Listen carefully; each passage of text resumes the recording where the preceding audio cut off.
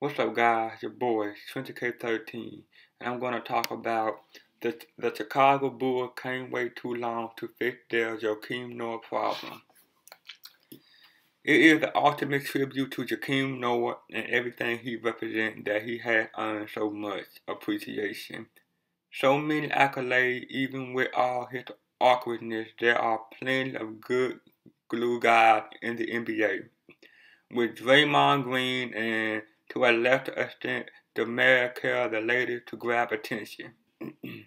But it's rather remarkable when someone with a gangly golf and a broken shot can go beyond capturing a blue-collar city heart and a Defensive Player of the Year award to win over hard-edged sports writers enough to finish fourth in MVP voting.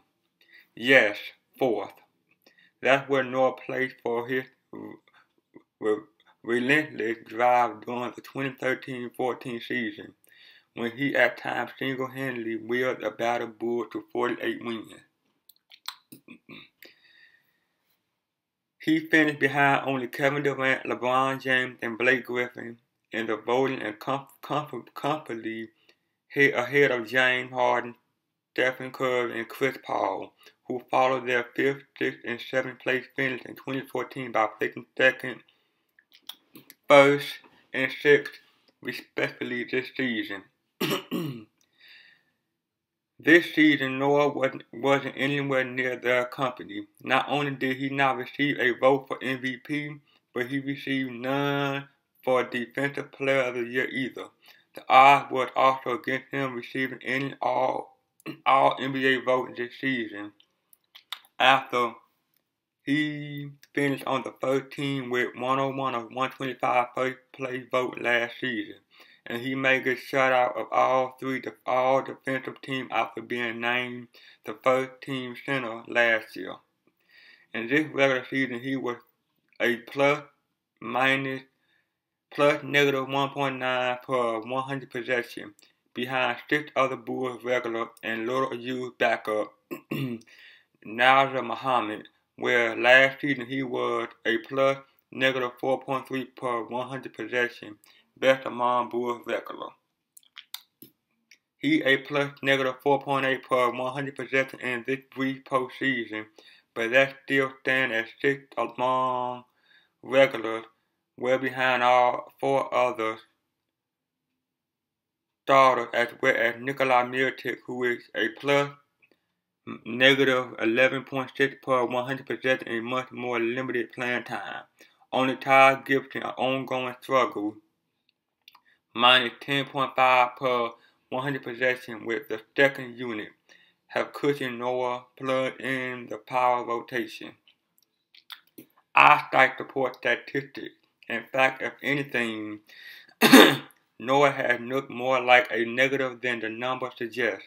That's the real story, as many get sidetracked by the master instigator's usual array of side shows, whether it's his silly spat with Ohio State quarterback Cardale Jones or his post-game altercation with a fan as he headed through the tunnel, which, depending on your angle, may or may not have included spittle from the fan and a walkaway slap from Noah.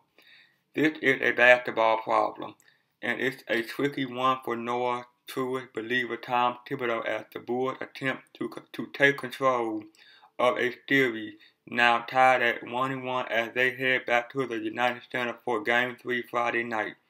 Simply, if Noah doesn't show something soon, Thibodeau needs to reduce his minutes and try something else. Try someone else.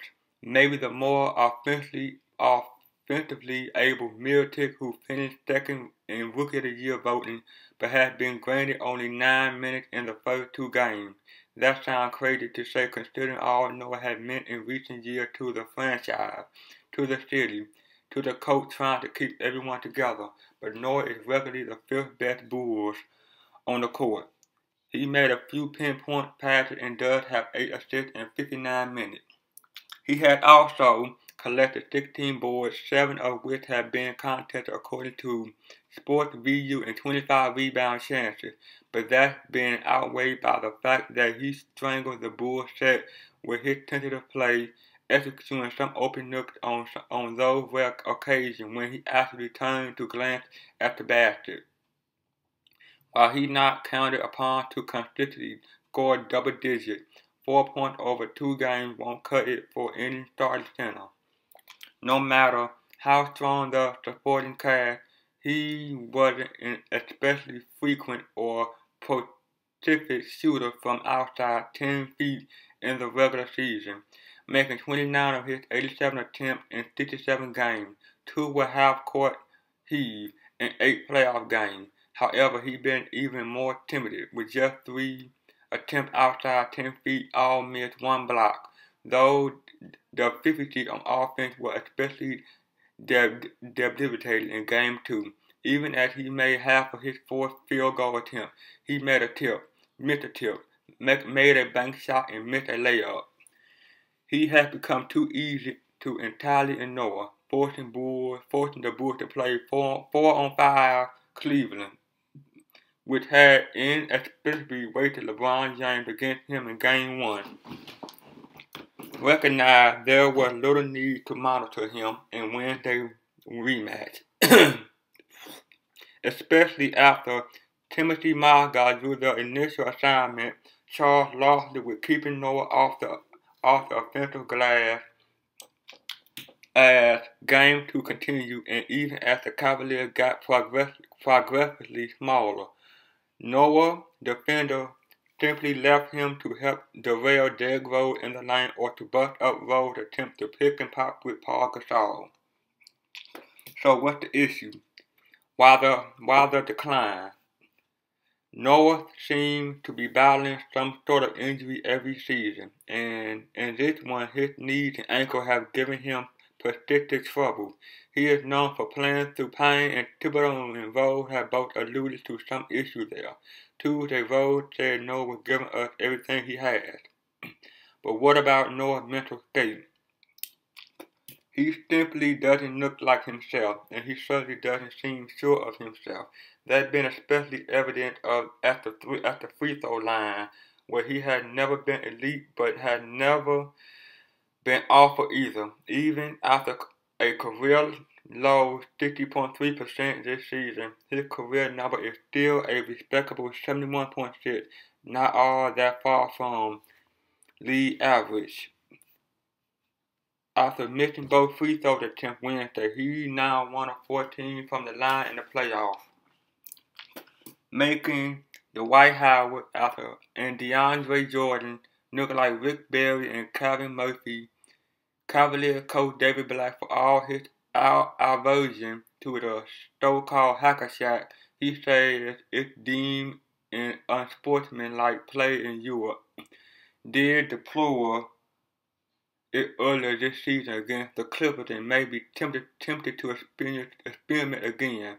And even if he doesn't, it does appear that Noah is falling prey to a common conundrum for poor free throw shooter. He avoided putting himself in a position to get fouled. Noah insists that his confidence is good. I'm good, he said. Overall, I just think that I could have played better Wednesday night. Just got to keep working and get ready for the next one. What does Rose think? It's not even confidence, Rose said. It's just being in the right spot. Sometimes he out of place and so far from the basket where he can't get there in time. We have to make sure he's in the right spot for our offense. Rose added that the Bulls need to put him in the right position so he can be successful, and our team and our offense can run a little bit better. They got to pick him up like he picked them up in previous years. Thibodeau, when asked if Noah appeared to be doubting himself, especially on offense, deflected some but didn't dispute it, saying players go through different things. They're up and down in a game. If he's not going well offensively, there are so many other things he does that do help us. That's what I want him to lock into. Find another way to help. Make great effort on defense. Don't allow the offense to impact your energy or your concentration on defense. Opponents are shooting 43.9% with Noah defending this postseason, including 50.8% on two-pointers and 58.3% from inside 10 feet. That come after they shot 41.4% with him defending during the season. Cleveland is at 50% overall through the first two games and 19 of 27, 70.4% inside 10 feet. If that continues, there goes the best justification for Noah's preponderance of the playing time, that he's a superior defender to Miltic and Gasol. Thibodeau made it clear that his call for concentration, even amid offensive adversity, goes for the entire team. Not just Joe, so if it's not going your way, those are the things you can control. The coach can control something too. Which guys go in the game and to the bench. There can't be much more waiting for Noah to get along. Like, comment, subscribe. See you guys on the next one. Peace.